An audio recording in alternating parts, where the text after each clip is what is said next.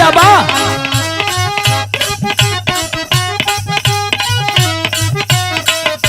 तब बोला आईबा मजनुआ हमार आईबा की ना त हमार शादी के दिने मुँह दे आईबा की ना।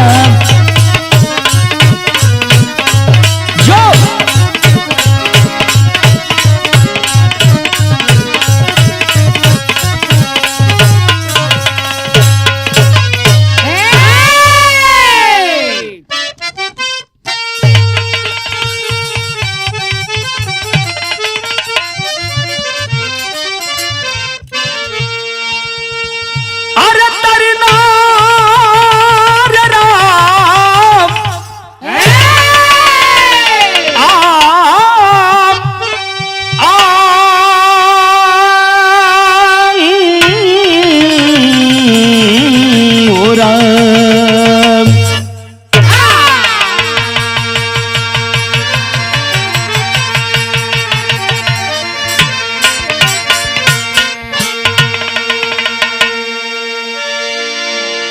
अच्छा बाबू, हम भोजपुरी लोक गीत बिरहा गायक जितेंद्र जीतू चित बड़गांव बलिया, आप सब भोजपुरिया भाई लोगन के बिरहा सुने वाला भाई लोगन के बहुत बहुत पलगी प्रणाम करत बानी। जवाहर फिल्म्स की ओर से आप सबके बीच में वो हमार बिरहा गई रहल है, जोनी बिरहा का नाम रहल हत्यारिन पत्नी।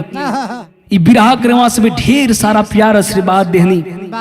फिर एक नई धमाका जवाहर फिल्म्स की ओर से, जिसके निर्माता है कमलेश यादव जी, और रिकॉर्डिंग पर बैठे हमारे परम आदरणीय हमारे बड़े भैया जितेंद्र जानू जी, और स्टूडियो में उपस्थित हारमोनियम पे हमारे हरे राम भैया, ढोलक पे श्यामदेव भैया, और कोर्स पे धनंजय भैया, छोटे लाल भैया, हमारे सहयोगी ईश्वर चंद पूर्णवासी भैया, रसिंदर भैया, बड़ा भैया लोगों के सहयोग रहेला।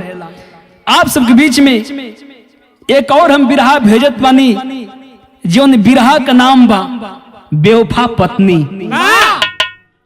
आशा ना बल्कि पूरा विश्वास बा कि इहो बिरहा करवा से उहे प्यार आशीर्वाद दे जवन पिछलका कैसेट हत्यारिन पत्नी के दिले रहनी।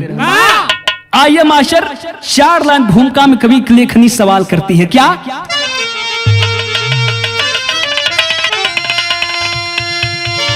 अरे पति बरिता नारी वही जो,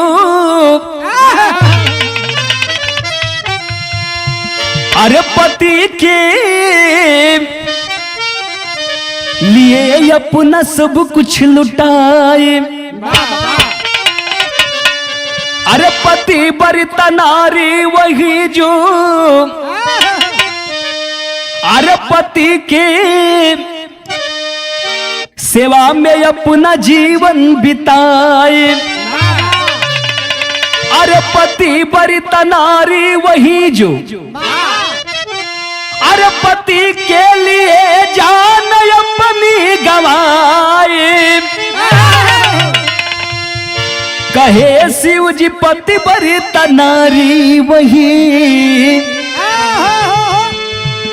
जो जमराज से लड़ी पति को छुड़ाए।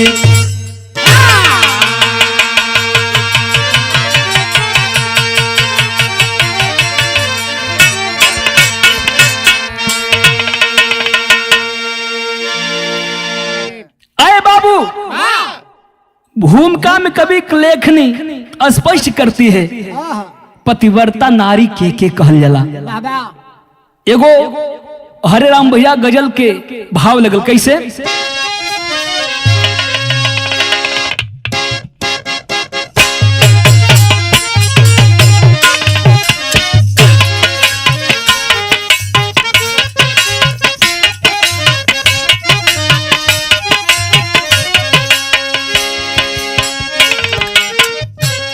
कोई शायर कहता है अपना गम कहूँ किसी से,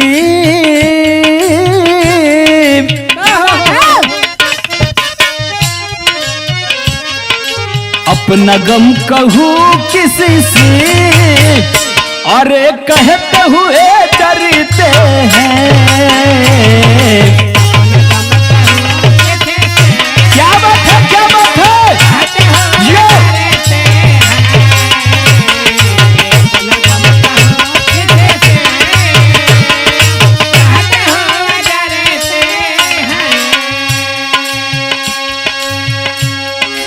अपना गम कहूँ किससे, अपना गम कहूँ किससे, कहते हुए डरते हैं।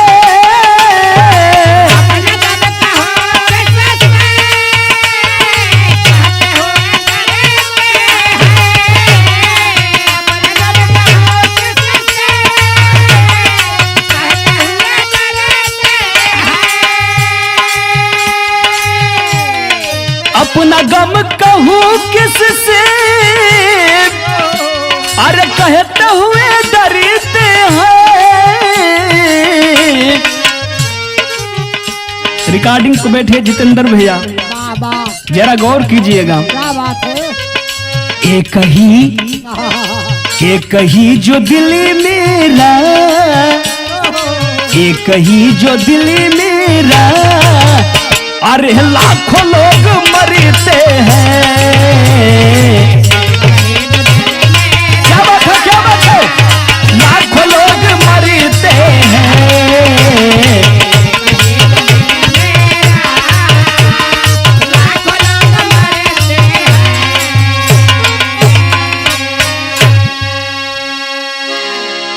बिरहा के भाव में कहानी के कुछ कुछ मतलब रवा सबके समझ में आ जाए। कहना है क्या, अरे उसके हर खुशी खातिर, अरे उसके हर खुशी खातिर, अरे खुद पगम में ढाला है। बाबा जो में ढाला है।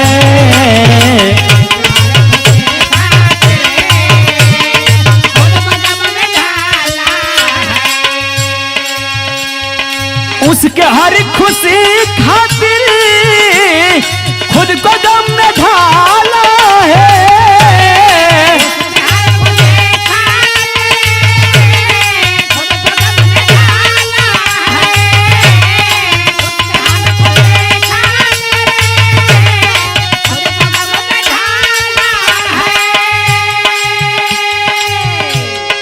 उसके हर खुशी खातिर खुद को दम में ढाला है।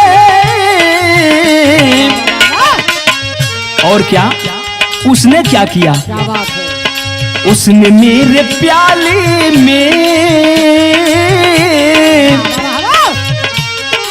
उसने मेरे प्याले में, अरे विष का जाम डाला है।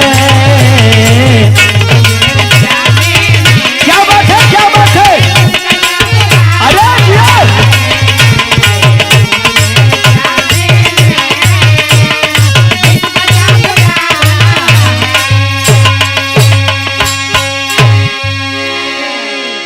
बिरहा रवा सब तमाम सुनले हो खब, लेकिन ई ऐसन बिरहा रवा सब कहूँ सुनावे जात मनी। ई बिरहा में ऐसन ऐसन नया नया मोड़ आई, आप लोग सोचने पे भी मजबूर हो जाएंगे। दुनिया में केहू पर भरोसा नहीं खे भैया, के कितना घिनौना काम कर सकेला। ये हमेशा कहानी की शुरुआत भइल, कैसन कहानी बा, कहाँ के कहानी बा भैया, नजम में बताओ लगल कैसे।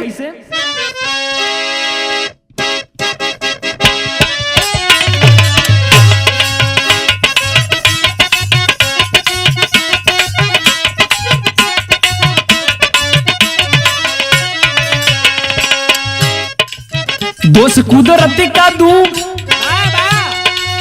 दोष कुदरत का दू कि दोष दू जमाने को, शेष क्या रह गया है सुनने और सुनाने को।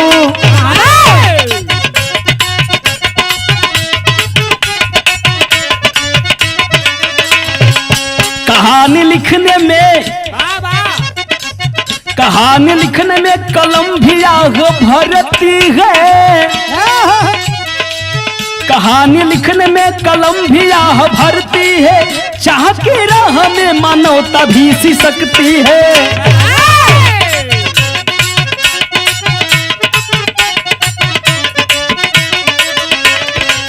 प्रांत गुजरात में कि बेलीपुर खास रहा, प्रकाश मेहता का सुंदर एक निवास रहा।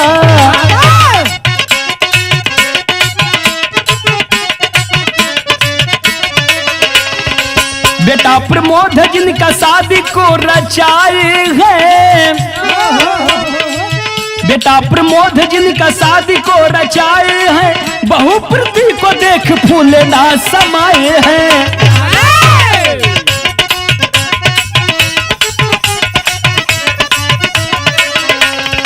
बीता कुछ दिन तब गोदी में लाल आया है, बीता कुछ दिन तब गोदी में लाल आया है, भंवरा फूल पे खुशी का गीत गाया है।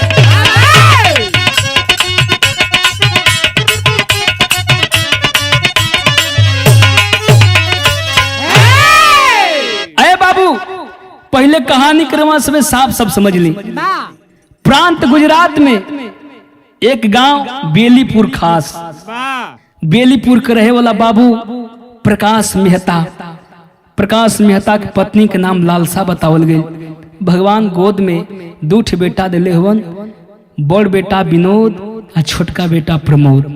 विनोद के शादी हो गई बा, प्रमोद के शादी ना भइल बा। बाबू के सपना बा कि अपन इहो बेटवा के शादी के अपने निष्ठारा कही दी। अरे बाबू प्रमोद के शादी तय हो गई। लड़की के नाम रहल प्रीति, बड़ा सुंदर प्रीति वे।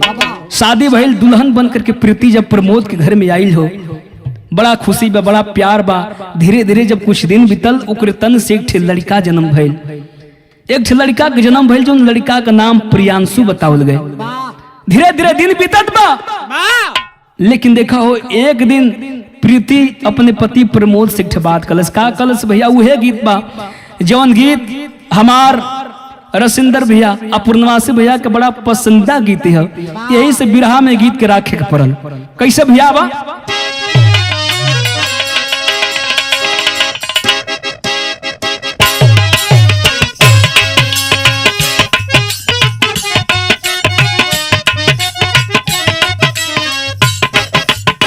कौन दुल्ही अपने दुल्हा से कहले रहे का, अरे मुहे लगवला जेवन, अरे मुहे लगवला जवन आज नाच खावेला,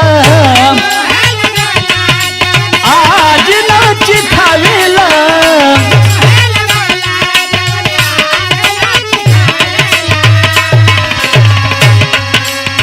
अरे मुहे लगवला जवन आज नाच खावेला।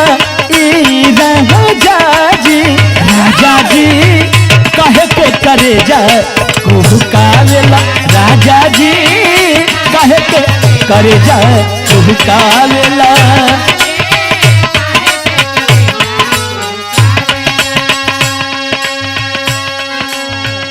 अरे बाबू, लेकिन एक दिन प्रीति अपने पति प्रमोद से बात कलस। का कलस भैया? अरे एक दिन कहेली प्रीति, एक दिन कहेली प्रीति बात समझाई के,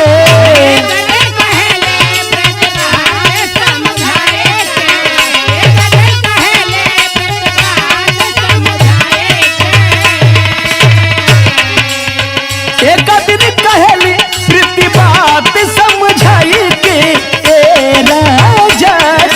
राजा जी बम्बई कमाल कहे न जाई के, राजा जी बम्बई कमाल कहे न जाई के।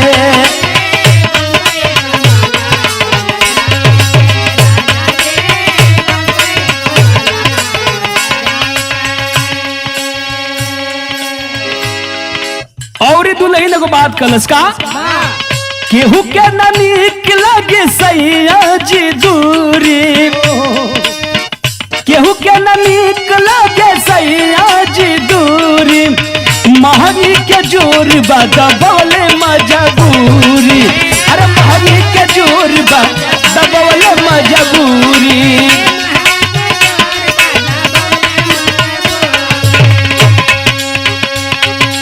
ए सैया अरे हाल चाल लेता रही हाल चाल लेता रही फोनावा लगाई के,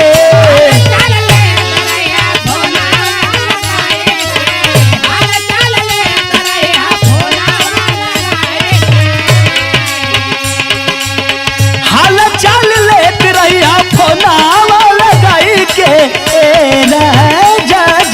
राजा जी बम्बई कमाल कहे न जाई के, राजा जी बम्बई कमाल कहे न जाई के।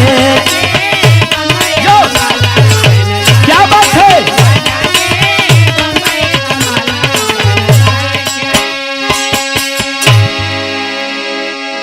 प्रीति कलश से यहाँ गाँव रहला से काम ना चली, बम्बई कहे न कमाए चल जात हुआ।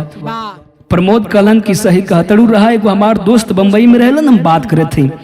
प्रमोद बात करता है, काम बन गए, प्रमोद बंबई चला गया, नौकरी मिल गई, प्रमोद बंबई में रह के काम करे लगल। आज जब काम करे लगल पंचो, जब धीरे धीरे कुछ दिन बीतल, एक दिन रात में प्रमोद फोन कैलस, अब प्रीति से बतियावत बा, एगो बात कलस। का कलस भैया, एगो बिरहा में नई नई गीत बा।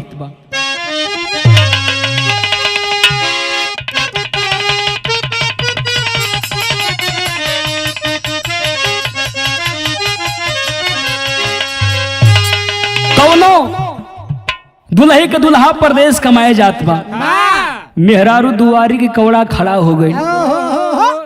हरे राम भैया देह ही ऐठे लगल, मेहरारू लोग खास याद आती है, सामान लेके बैठे लगल। जब मर्द कहीं बाहर भीतर जाए लगी, चाहे बाजार हटिया जाए लगी, मेहरारू दुआरी के कौड़ा खड़ा हो जी, हम देह ऐठे लगी, मुँह चुंगिया चुंगिया कहे लगी, हम के पपलुआ के पापा जात रहते गो हमरा के उथू ले ले केथू हो। ए बाबू ओ दुल्हा प्रदेश जात में मेहररुआ दुआरी की कवरा खड़ा होके आ दुल्हवा से कहत बे, कैसे कहत बे सामद भैया, अरे जाई के बहारवा साइया, अरे हम के भुलई जानी, अरे जाई के बहारवा सैया हमके भुलई जानी। क्या बात है, क्या बात है,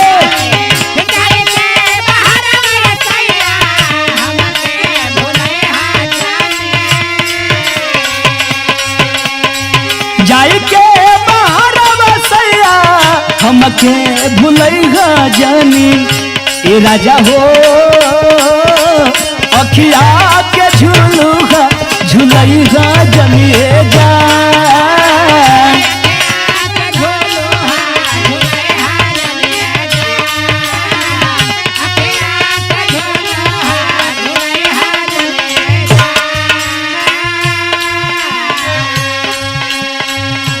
अरे बाबू वो फोनवा पर प्रमोद प्रीति के बतावत होन का,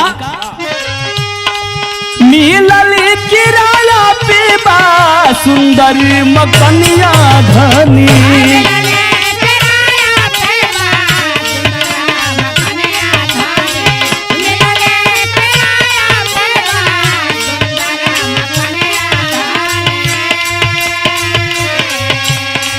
मिलल किराया पे बा सुंदर मकनिया धनी, कि धनी हो संग ही कटे के खूब चहनी आए जा,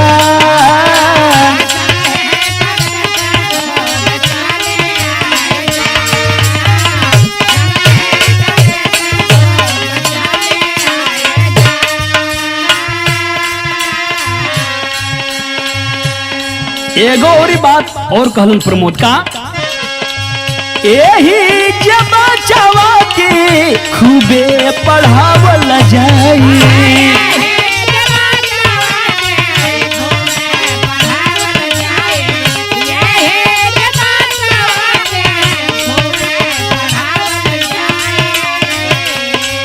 एही जमा चवा के खूबे पढ़ावल जाई ए धनी हो मिट जाई सारा परेशानी आए जा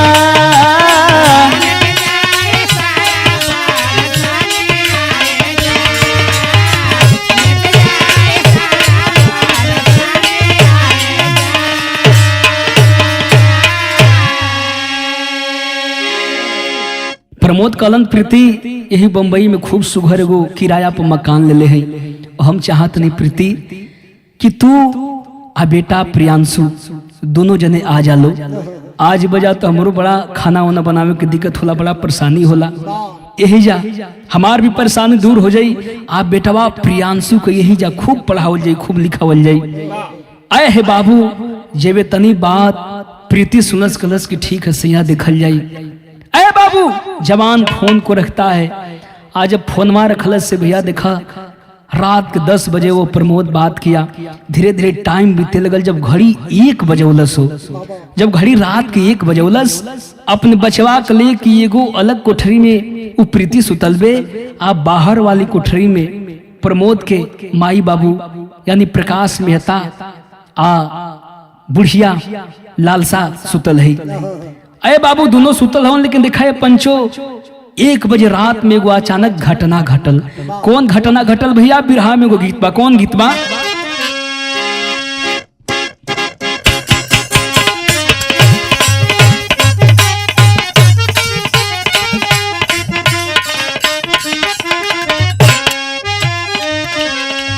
दिलना नहीं हरवा लागे मनवा ससुरहा और भागे। अरे बाबा क्या बात है, क्या बात है।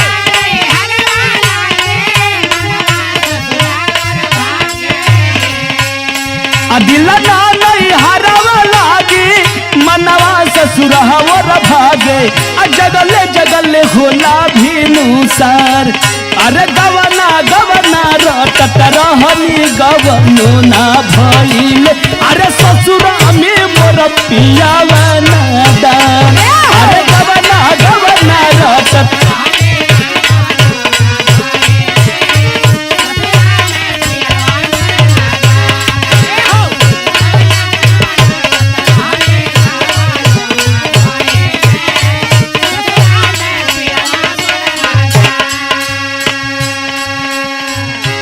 एक बजे रात में एगो अचानक घटना घटल। का 1 बजे रातिया में घेरलस विपहतिया।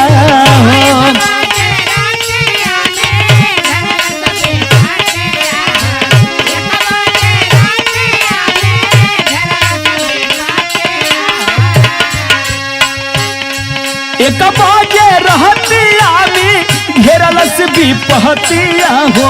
अब भैले या न होनी बारी यार। अरे माई माई कही रोवे गोदी के सुगानावा। अरे ए माई कहवा गइलू हमार। अरे माई माई कही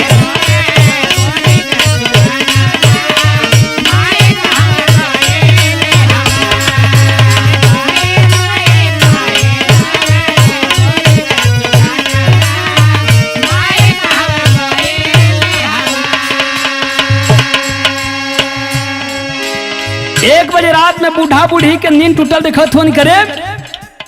इत बचवा प्रियांशु घर में रोवत बा। तो देखा दोनों कैलन का बचवा के रोवला सुनी टूटल जबनी दिया हो। टूटल जबनी दिया हो। अब बूढ़ा बूढ़ी गईले तब पासन राम।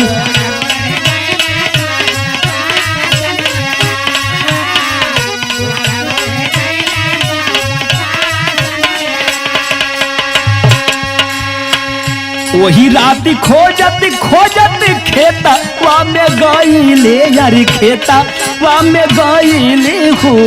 देखले जरल बाए कला सनुरा।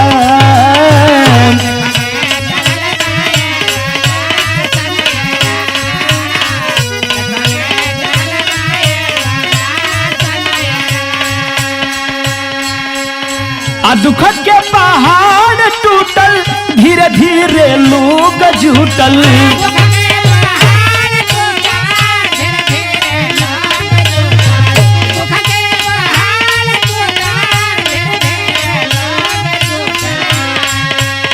आ दुख के पहाड़ टूटल धीरे धीरे लोग जुटल तबल हो गईले भिनुसार अरे माई माई कही रोवी गोदी के सुगदावा माई कहवा गईलू हमार माई माई कही रोवी गोदी के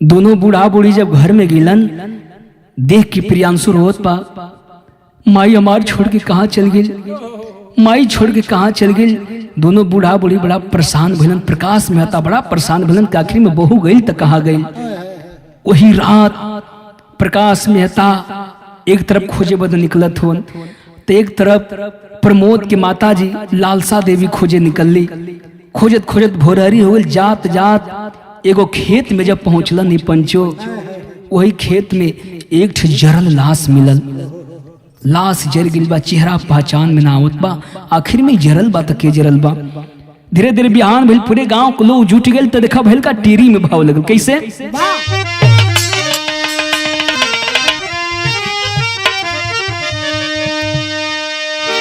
अरे इकट्ठा अरे भइले गौवा नगरी इकट्ठा भइले गौवा कि हो इकट्ठा अरे भइले गौवा नगरी तो सभे पहचान करत बालास के आके कगरे यारी हो कगरे यारी हो कगरी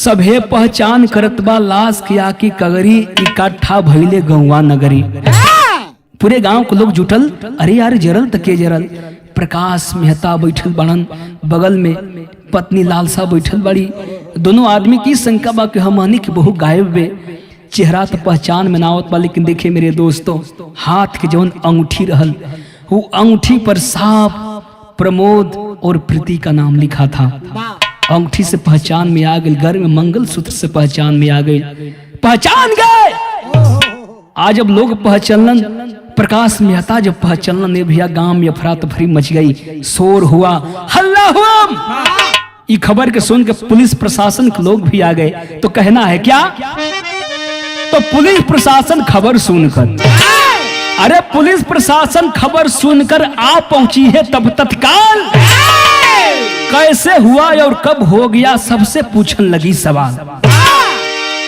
कैसे हो गया कब हुआ है पुलिस प्रशासन के लोग आकर के छानबीन करने लगे तब तक की खबर के सुन के वो प्रीति के मैके के लोग आ गए तो हुआ क्या तो मैके से सब लोग आ गए अरे मैके से सब लोग आ गए सुन बेटी का हाल अरे दहेज के चलते मार दिए ससुराल वालों की सभे चाल मैके से लोग आते हैं साफ साफ इंजाम लगाते हैं कि मेरी बेटी जली नहीं है जलाया गया है मेरी बेटी को दहेज के चलते ससुराल वालों ने हमारी बेटी को जला दिए हैं थाने में मैके के लोग एफआईआर दर्ज करा दिए अहे बाबू पुलिस प्रशासन बुढ़वा माई बाप के पकड़ के ले जाके जेल में बंद के दिहलन ओहर प्रमोद गाड़ी पकड़ के जब घरे एलन पंचो एक तरफ पत्नी के दुख प्रीति दुनिया में नाबा एक तरफ बाबू माई जेल में हुवन अये बाबू दुख के पहाड़ टूट गई हो गम के बदरी छौले बा ओश में देखा बहन का विदेशिया में भाव लगल कैसे मास्टर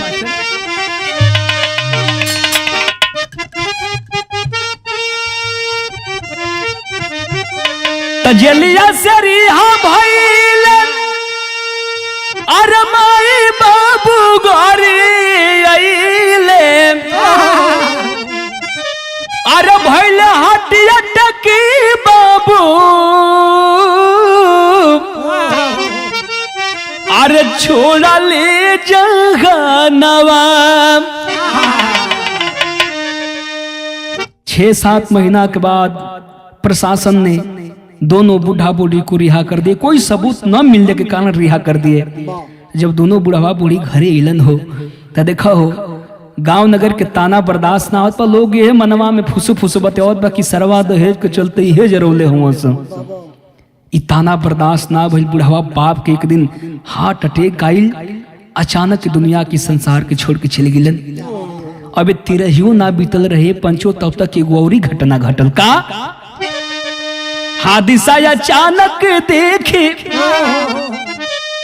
अरे मई न सहनीर कैली,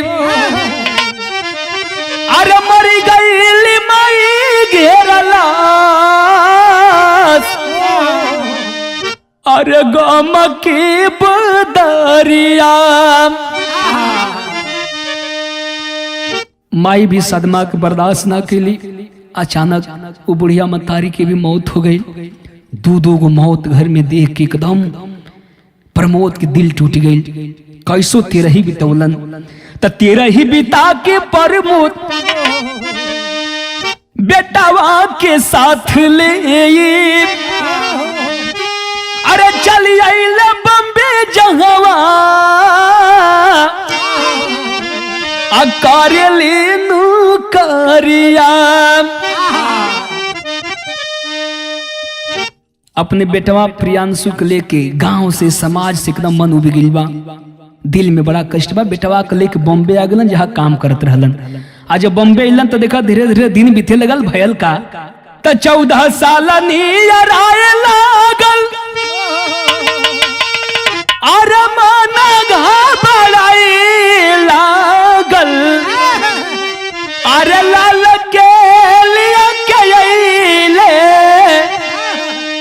प्रमोद है अपने नगरिया। उहे बंबई में अपने कमात होन, प्रियांशु के पढ़ावत होन।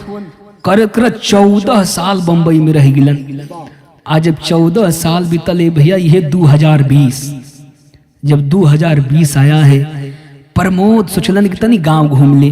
मन घबराए लगल तो अपने बेटवा के लेके अपने गांव में आ गिलन। आज बेटवा के लेके गांव में इलन भैया, देखा जब घर में गिलन हो, आज जब प्रीति के पुरान फोटो देखलन, आए है बाबू 14 साल की याद ताजा हो गई।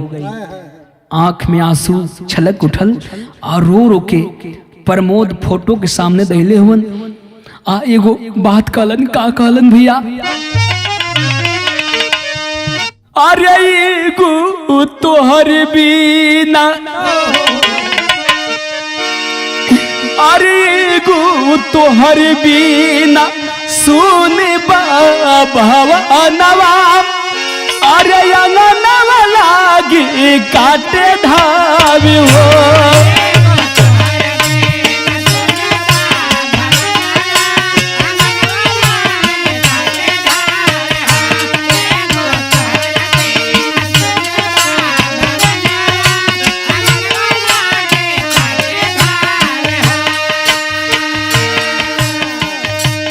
प्रीति तू तो हमके छोड़ के चल गईलू, तोहरे याद में आज ले हम शादी ना कैली। अरे तोहरे याद में बितवनी उमरिया,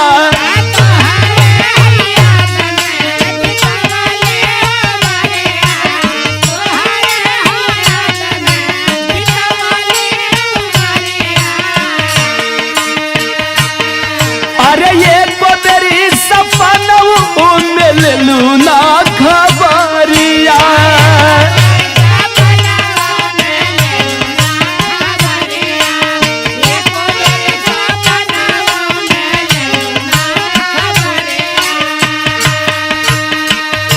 बस तोहरे याद में अपन जवानी बिता देहनी, आज ले सपनों में हमार खबर ना ले लू। ये प्रीति यह कई क्रोध बड़न बाबू, तब तक देखे बिरहा में एक अजीब मोड़। अरे तबली थानवा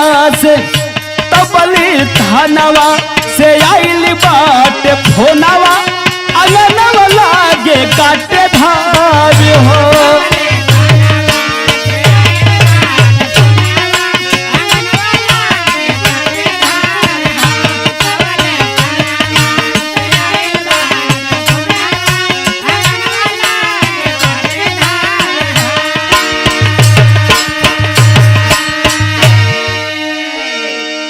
अब रोते होन तब तक फोन की घंटी बजल। कहां से फोन आइल बा, केकर फोन बा? तो वही गुजरात पुलिस थाने से फोन आता है। उठा, हेलो आप कौन? हाँ सर मैं प्रमोद बोल रहा हूँ। हाँ प्रमोद, हम थाने से बोल रहे हैं। प्रमोद तेरी पत्नी जिंदा है। अरे बाप रे बाप, जब जिंदा का नाम प्रमोद सुनन हो कलन के साहबी केशन हमरा संगे मजाक करे तनी। हमार तब पत्नी 14 साल पहले हमके छोड़ के चल गेली, दुनिया को छोड़ के चल गेली। यहाँ तक कि अपने हाथ से उस शरीर के हम दाह संस्कार भी कैनी। अरुआ कहा कहतनी साहब हमार जख्म पर नीमक मत छिड़की साहब। तब पुलिस अधीक्षक कहलन कि नहीं रे सुन। पहपट में भाव लगल, किसे मास्टर?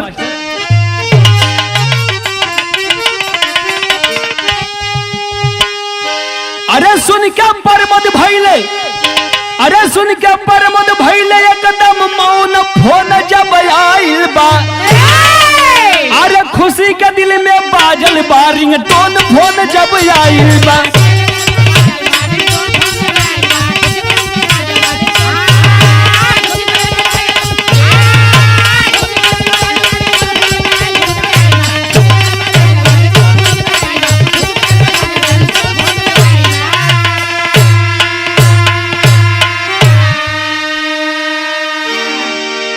अरे पुलिस अधीक्षक कहन लगे बदमाश ये कब पकड़ाई हो।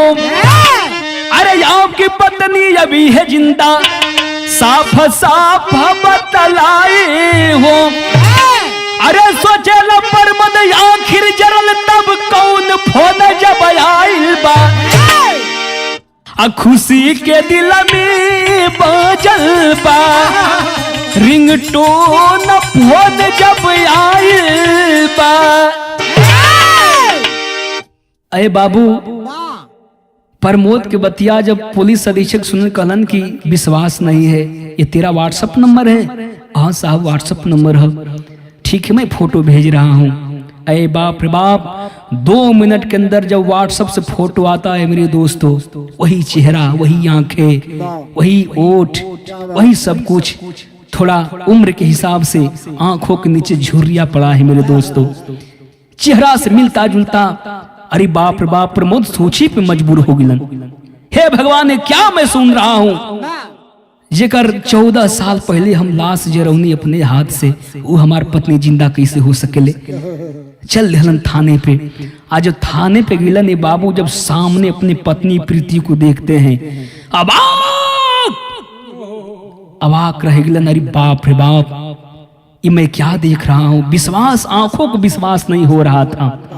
ये पोल कैसे खुलल? एक बदमाश पकड़ा गया था 1 लाख के गमन में। 1 लाख के गमन में एक बदमाश पकड़ा गया था। बदमाश को मारते पीटते सारा गुनाह कबूल करवाने लगे पुलिस वाले। आज जब सारा गुनाह कबूल करौलन, वही में इहो गुनाह खोल देहलस। एहू में गुनाह खोल देहलस। कलत कि साहब मैंने तमाम गुनाह किया, लेकिन एक सबसे बड़ा गुनाह मैंने किया, किसी की पत्नी को बहला फुसला करके अपने प्रेम के जाल में फंसाकर मैंने अपने साथ रखा।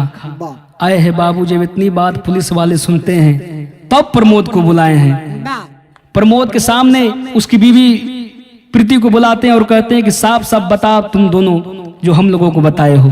आए हैं बाबू, प्रीति खड़ी बा, आप बतावे लगल का बतौलस भैया, आप लोगों के भी रोंगटे खड़े हो जाएंगे। अल्लाह में भाव लगल कैसे?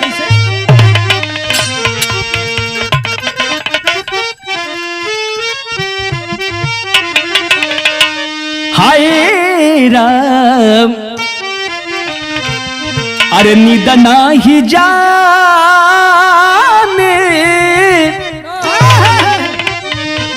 अरे नींद नाही जाने मुर्दा, अरे घाटा वाली रतिया बाबू, भूख नाही जाने कब हूँ झूठा होया रे, प्यार नाही जाने वैसे सही का गलतिया साहब,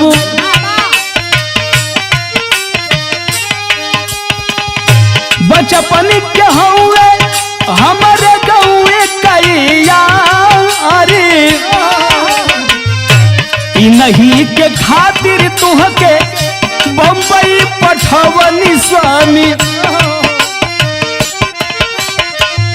मिले जुले में भइल बढ़िया गुसुतारी।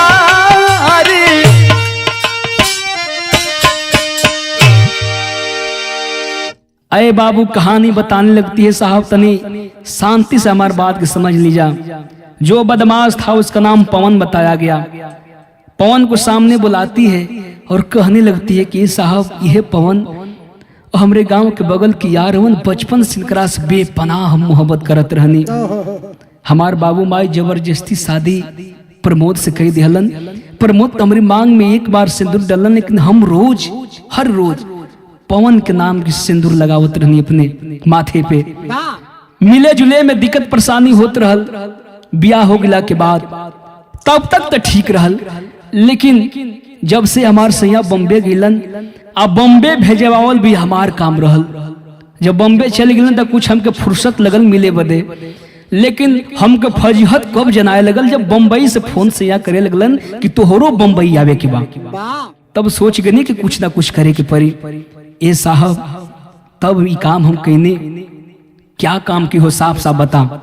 तब प्रमोद एगो सवाल कलन का छई बता, जेकरा को हम दाह संस्कार करने जा आखिर ऊ के रहल।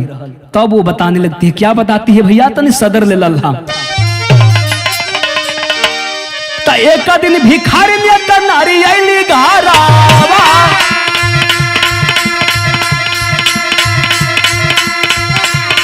बाबू एक दिन भिखारी ने त नारी आईली घरावा,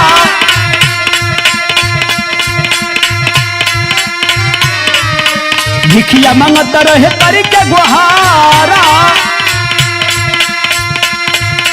भिखिया मांगत रहे करी के गुहारा।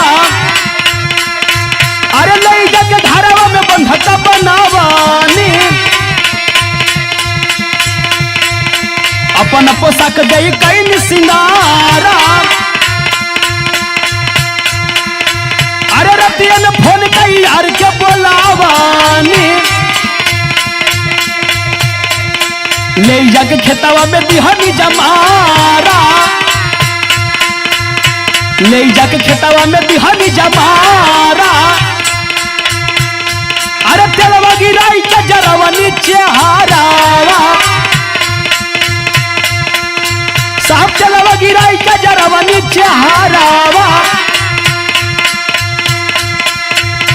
वही राती यार संग भइल फरारा।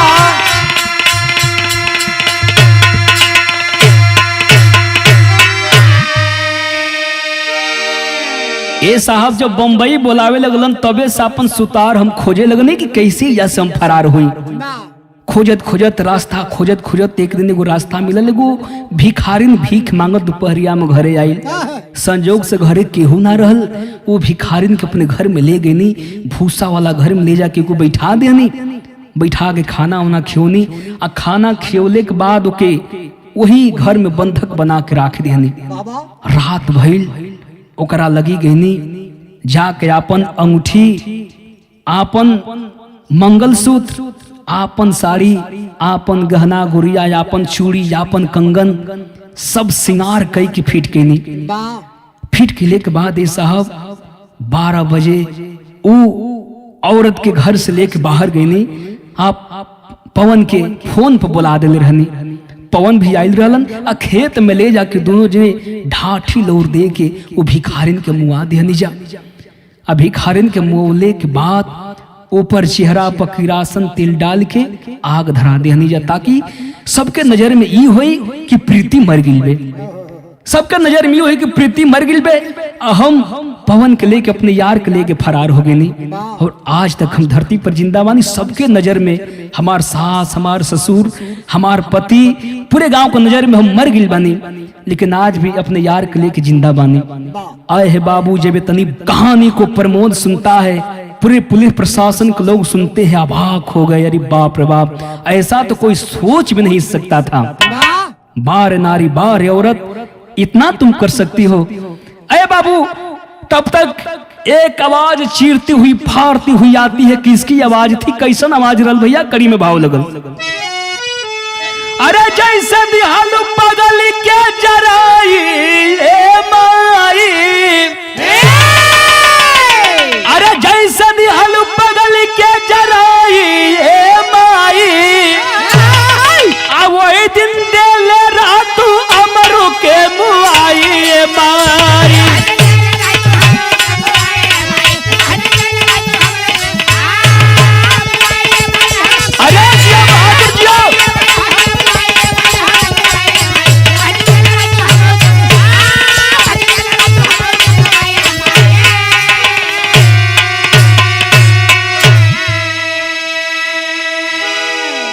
वही दिन देले रह तू हमरो के मुआई ए माई। उ के रहले भैया? वही लड़का, वही प्रियांशु। अब बड़ा हो गया है, सयाना हो गया है, आकर रोने लगता है। बार माँ ई का कलू माई, जे तेरे पगली के मुआ देलू, वही तेरे वही दिन हमरो के मुआ के चल गिरा तू। ताज दिन देखे के ना न मिली। प्रियांशु रोवत बा, दौड़ के अपने बेटा के गले से लगावे किलस। लड़का 5 कदम पीछे हट जाता है। कहना बा कैसे? शर्म से लज्जित अरे भैली पापिन का नजरिया, अरे बेटावा के लगावल चाहे भोरिया कवारिया।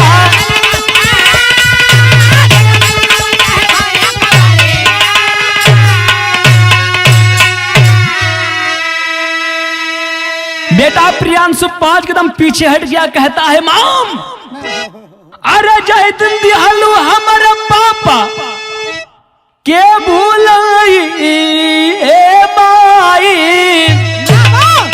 अब वही दिन दे ले रातू हमरो के बुआई ए माई।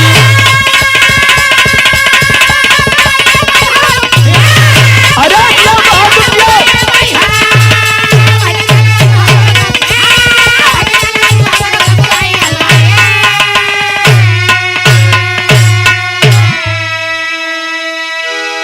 हमके गले से मत लगाओ माई, ये अधिकार तू पहले ही खो दिहलू। जय दिन हमारे बाबू का तू भुला गईलू, ओ दिन में से ये अधिकार के तू गंवा देलू।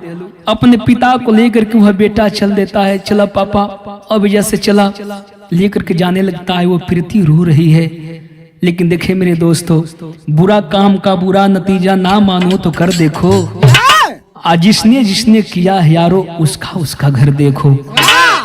हमेशा हमेशा के लिए वह बदमाश पवन और प्रीति को पुलिस प्रशासन जेल के सलाखों में डाल देती है। आज भी वो जेल के सलाखों में चक्री पीस रहे हैं। तो ऐसा नहीं नारी धरती पर है ये जितेंद्र भैया, जो कभी कभी ऐसा घिनौना काम कर देती है जिसे सुन करके सभी नारी जगत को शर्मसार होना पड़ता है। ऐसे विरह के शीर्षक रखनी बेवफा पत्नी। आखिरी भाव में कहना है कैसे मास्टर? कुसुम पराग स्वामी जदू गुरु भोला पूज हमारे, बाला सुरेंद्र काशी संग कवि शिव जी रंग पसारे।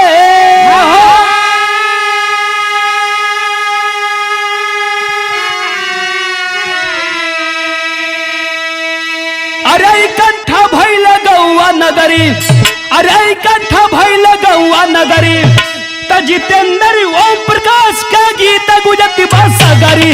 इकट्ठा भइल गौआ नगरी।